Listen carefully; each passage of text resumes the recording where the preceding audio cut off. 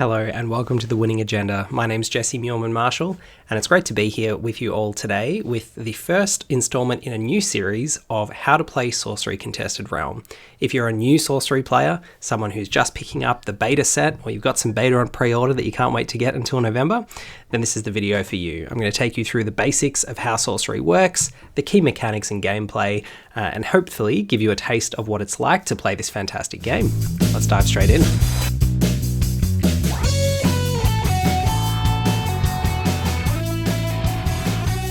So the first aspect of Sorcery Contested Realm that we have to discuss is the 4 elements. So this is the underpinning of the game itself, the things that make your deck have an identity, that differentiate the different cards in the game, and they're like the colours in Magic. They give you a sort of a vibe as you're playing through, a bit of flavour and a bit of theme. So the card pool is segmented into fire, air, water and earth cards, and whichever of these you choose to build your deck around, it's going to shape and change the way that your deck plays, the sorts of mechanics you have access to, and the way it feels. So fire is all about desire and destruction, air is all about knowledge and power, water is all about charm and trickery, and earth is all about enduring strength. And those are things that you'll see repeated throughout the mechanics and the flavour of the different cards from each of those different card pools. So the way that you wield the power of the elements in Sorcery is that you choose an avatar. So of course in the alpha set on the right hand side there you can see that we've got the avatar of water, the avatar of earth, fire and air. So we have one of the avatars that specifically deals with and wields the mechanical power of each of the elements from the alpha set. Of course there are a raft of 7 other avatars in the alpha set which don't necessarily lend themselves to any element in particular and can wield any of the different elements to different effect. We've got the Sorcerer being probably the simplest or most basic, but also one of the most powerful in the middle here. And then we've also got the other 6, which are Pathfinder, Seer, Enchantress, Elementalist, Death Speaker, and Battle Mage, all of which have their own themes, their own mechanics, and their own things that they bring to the table as your avatar. So your avatar is like your character that starts on the board, and you have access to it throughout the whole game. It also represents you on the board. They are the thing that you can use to your advantage. They each have abilities, but they are also the way that you can lose the game if your opponent manages to destroy them. So avatars all have abilities, as I said. So they've got a name, they've got life, which tells you in the top left corner, as I said, how much life they have before they're placed at death's door. They have a power rating that tells you how hard they hit in combat, and they have a text box that gives them abilities. So each of the avatars in the alpha set has the ability tap, play or draw a sight, except the Pathfinder, and the Sorcerer's special ability is tap to draw a spell. We'll come to what all that means in a moment, but suffice it to say that most avatars in the game have this ability to tap, play or draw a sight as a common ability. All avatars are also spellcasters, which means they can cast spells, most often from your hand, and there are some spells and abilities in the game that will refer to spellcasters. Your avatar is intrinsically a spellcaster just by virtue of being an avatar. They also can't be banished, burrowed, submerged, disabled, destroyed, or sacrificed. Insofar as those are card effects that can affect things on the board, they can't be used to affect an avatar. So how do you win a game of Sorcery? As I said, your avatar is the representation of you on the board, and the game ends when you have vanquished all the opposing avatars, securing your hold on the realm. So your avatar's starting life total, as we said, is displayed in the upper left-hand corner of the card, and that's 20 for each of the avatars in alpha.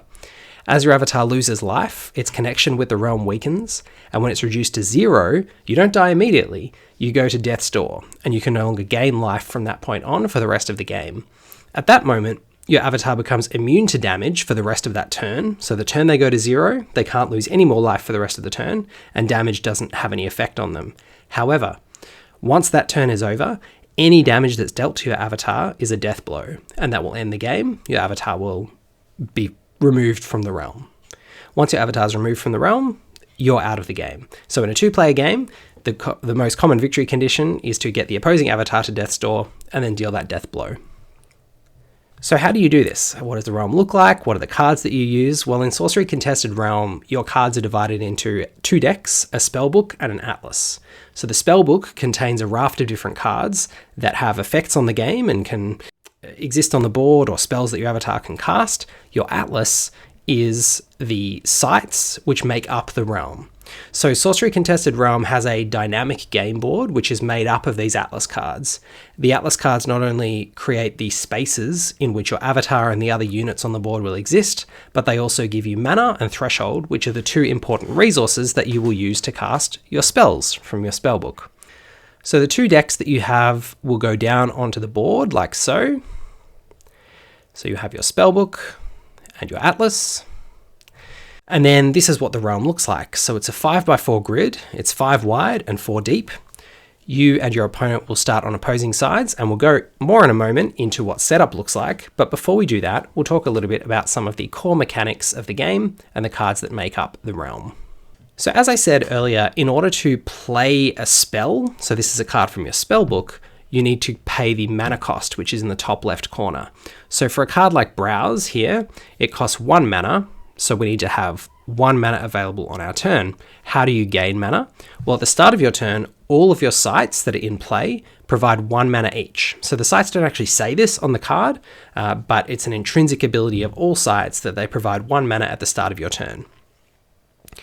Then, when a site enters the realm during your turn, it immediately provides 1 additional mana. So you get the mana from the site the turn it comes into play, and then at the beginning of each of your subsequent turns, you'll also get a mana from that site. So on turn 1, when you play your first site, you'll have 1 mana, and you might think you'll be able to play Browse. We'll come to why you can't do that in a moment, because of Threshold, which is the other cost that you need to play spells. But before we do that, mana is an expendable resource, which means once you spent it for the turn, it's gone. So you can't spend your mana on a range of 1-cost spells on turn 1. You can only play 1 of them because then you've spent your 1 mana. And if you don't use your mana on your turn, it goes away. So the other cost, as I mentioned, for playing spells in Sorcery is Threshold. Threshold is represented next to the mana cost by the element symbols. And you can see here that Browse has a threshold cost of 3 air, which means you need 3 air threshold on the board in order to be able to play Browse. How do you get Threshold? Well, you get it from your sites generally as well as other cards sometimes. But in the main, you'll get it from your site. So you can see here an example site, Pristine Paradise, actually provides all 4 elemental thresholds, but it'll only provide you 1 of each. So even if you played Pristine Paradise on turn 1, even though it's given you 4 threshold, those 4 threshold are of all different types. And your Browse actually needs 3 air threshold, so you still wouldn't be able to play it. Aside from the fact that Pristine Paradise provides no mana or threshold unless it's completely empty, that's its ability, and your avatar would be there if you played it on turn 1. Put that to one side. Suffice it to say, you need to have threshold from your sites equal to the threshold cost of a card in order to play it. However, threshold, unlike mana, doesn't get spent when you play a card. So if you did have 3 air threshold on the board, and you played your Browse and you spent 1 of your mana, you could still use those same air threshold to play other spells on the same turn. So mana gets consumed by spells, threshold is just a check, and once you meet it, it doesn't actually get consumed by the spells you play. So what are the card types in the game? Well, the one that we've already spoken about is sites. So Gothic Tower is an example of a basic site. So it's an ordinary site of rumination. It's got an ability, which we won't go into now. We'll have a look at that in the common keyword ability section in the next video. But it does give you 1 air threshold, you can see there on the right-hand side of the card. The next card type, and probably most common other than sites, is minions. So you'll see here that the Apprentice Wizard is a minion, but it doesn't actually say minion on the type line. It says an ordinary mortal new to power. So minions don't have minion written, they have the minion type. And I should say on the type line, any word that is capitalized has a game effect. So ordinary is a rarity, which has an in-game meaning, and mortal is a minion type, which also has an in-game effect. The other words are just there for flavor. So how do you tell it's a minion if it doesn't say minion on the type line? Well, you have a look at the top right-hand corner. There is a power and toughness, or an attack and defense, which is referred to collectively as power in Sorcery. So Apprentice Wizard's attack and defense are the same. They're both 1. And you can tell it's a minion card because it has an attack and defense value. So the only cards that have attack values other than minions are avatars, and they will specify that they're an avatar. Any card that you can put in your spell book that has an attack and defense will be a minion, or it will be an automaton relic, which we'll come to in a moment, but they also count as minions. So when you cast a minion, It summons under your control atop any of your sites and remains there in the realm until something causes it to leave play. There's also Summoning Sickness, which means that the turn they enter play, they generally can't tap to perform any actions, which includes most of the basic abilities like moving and attacking. There's also no limit to the number of minions that can occupy the same site, although, as the rulebook notes there, it's rarely a good idea to concentrate your forces in one spot. So the next card type we have is Magics. So Magics are the only cards in the game that don't enter play when they're cast. So they're not what you might refer to as permanents or things that exist on the board. They don't have a lasting presence, they're just one-off effects. A magic spell just says what it does on the card, and then it goes to your cemetery. They have a mana cost in the top left corner and a threshold cost, so this lightning bolt has 2 mana cost and 1 threshold cost, 1 air threshold, and it is an ordinary magic of shocking uncertainty. So again, ordinary and magic are capitalized, so they're words with game meaning, whereas shocking uncertainty are just flavorful. And lightning bolt says deal 3 damage to a random unit at target location. The next card type is Aura. So auras are a little bit unusual. They actually get summoned to the intersection of 4 squares. Although some specify the border between 2 or just a single square, if they don't say anything on them and they just have the aura type without any specification of where they're played, then you play them at the intersection of 4 squares on the board. So at least of one of the squares that you play them on has to have a site, and all auras are said to occupy the surface of all sites on those squares and affect them all. So where Summoning Sphere's effect says you may summon minions to affected sites, you can summon minions to the surface of any of the sites that are covered by it, because it's going to be the intersection of 4 of them. The next card type is Artifacts. And artifacts, again, don't say artifact in the type line. They say one of the artifact subtypes. So Relic, for example, is an artifact subtype. In the alpha set, you can tell the cards that are artifacts because they don't have any threshold requirement. So the only cards that don't have threshold requirement are artifacts. So you can see Philosopher's Stone costs 1 mana, but it doesn't have any threshold symbols in the top left-hand corner. It's therefore an artifact. So when you cast an artifact, you can play it atop any of your sites that you control, or you can conjure it directly into the hands of one of your units, and the unit can carry that artifact, and units can carry any number of artifacts. So that can make it safe because your opponent can't pick it up and carry it away if it's being carried by one of your units, and a lot of artifacts will refer to or grant effects to the bearer. So you can see that the Philosopher's Stone says the first spell of each element cast by the bearer costs 1 less. So the first spell of each element each turn costs 1 less. So the bearer in this case would usually be your avatar, so you could play the Philosopher's Stone into the waiting hands of your avatar. The next aspect of the game that's really important for deck building is rarity. So you've seen a couple of the game terms that I've referred to there that are capitalized, things like ordinary and unique. They are the rarities of the cards, and they also affect how many of each card you can play in your deck. So you can have 4 copies of ordinaries, 3 copies of exceptionals, 2 copies of elites, and 1 copy of unique cards in your deck. So you can see Philosopher's Stone here is a unique. Then we've got Grandmaster Wizard is an elite. Summoning Sphere is an exceptional. And Lightning Bolt is an ordinary. Units. We've seen a couple of things refer to units. Units means avatars, minions, and automatons. So that's just a really important game concept to get sort of your head wrapped around. It doesn't include artifacts. It doesn't include auras. Units means avatars, minions, and automaton artifacts, which are artifacts that have a attack and defense value or a power value in the top right-hand corner. So what does the realm look like in Sorcery Contested Realm? Well, as we said, we've got the 5x4 grid, we've got our 2 decks. So what do you actually do with these squares? Well, the first thing that you have to do on turn 1 is to tap your avatar to bring it into the realm and to place down a site. So you place down your avatar and you place down a site underneath it. Then your opponent is going to do the same thing. They're going to bring their avatar into the realm and it has to be on that square where the avatar is indicated to land. And then you've got the first site has to be placed underneath the avatar to give them that presence in the realm. Then from there, you can expand your presence in the realm by placing further sites adjacent to your starting site. For example, this undertow here. So that's the basics of how you interact with the realm and how you establish your presence. And then you can imagine, based on what we've described already, that you can place your further sites from your atlas and you can play your further cards from your spellbook to interact with your opponent's cards and your opponent's sites. And we'll go more into that in the next video about how exactly you do that. It's important to note at this stage that there are 4 regions in the game. So we have the void, which is any square that hasn't yet been filled with a site. There's the surface, which is the top of every site. And then we have 2 regions underneath sites, which we indicate by putting any cards that are in those regions, which tuck them under the site card on the board. So there's underground and underwater.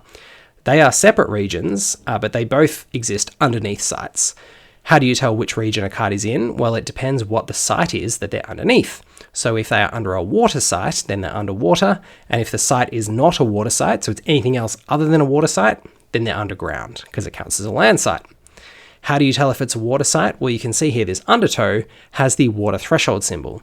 And if a card has the water threshold symbol, like so, then that means that it is a water site, and therefore anything that is under it is underwater. If it doesn't have that water threshold symbol, it is a land site, and anything that's under it is in the underground region. So the void region is an interesting one. So as I said, it's any region where there is not currently a site. Most things can't exist in the void. Avatars can never go to the void. If minions end up in the void for whatever reason, they simply die, as with other units, except if they have this ability Void Walk. And Void Walk is actually a really powerful ability because it can allow you to summon your minions to any void location. So for example, this Spectral Stalker is a 2-cost, 1 air threshold, 2 power minion with Void Walk, which means that it can be summoned to any void location, like so. So on turn 1, the sorcerer on the other side of the board could play a tower, which gains them 2 mana because of the special ability of towers, and because they've got an air threshold from the tower, they can play that Spectral Stalker right onto our side of the board next to our avatar. Pretty powerful stuff. When it's in the void, when it's void walking, it's in a separate region, and we'll come to what that means in a moment. Adjacent and nearby are really common abilities that you will see on cards. A lot of things will refer to an adjacent site or an adjacent unit, or a nearby unit or a nearby site. And here's what that means. So the 5 squares on the left-hand chart there, the 5 squares with ticks, are adjacent to the card that's in the middle square. On the right-hand side, all of the ticked squares, which is all 9 of them, are nearby to the card in the middle. And we'll give you a game example of that here just to illustrate. It's important to note that things are only nearby or adjacent if they're in the same region. So we mentioned the 4 regions of the game before. So things that are in the void are never going to be adjacent or nearby things that are on the surface of a site.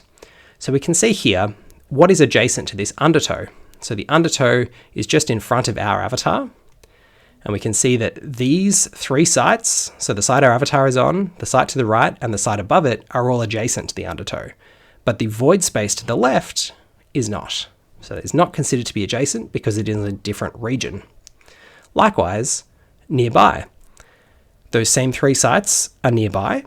Also, the site that is to the left, the void space that is to the left is not in the same region, so it is not nearby.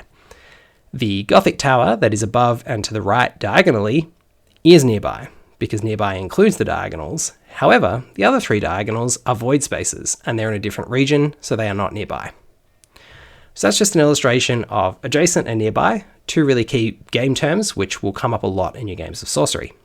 So that's all we've got time for today. I hope that was a useful little crash course on the basics of what Sorcery decks are, how the cards function, how to cast your cards, what the different card types are, and what adjacent and nearby mean. Next time, we're going to take a look at the basic abilities like moving, attacking, defending, intercepting. We're going to take a look at the common keyword abilities that will come up a lot in the alpha set and the beta set for that matter. And we're going to take a look at combat and how combat actually functions, and then how you deal damage and win the game. Thanks very much for tuning in. I've been Jesse for The Winning Agenda. Hope you've enjoyed today's introductory video, and we'll see you next time for part 2.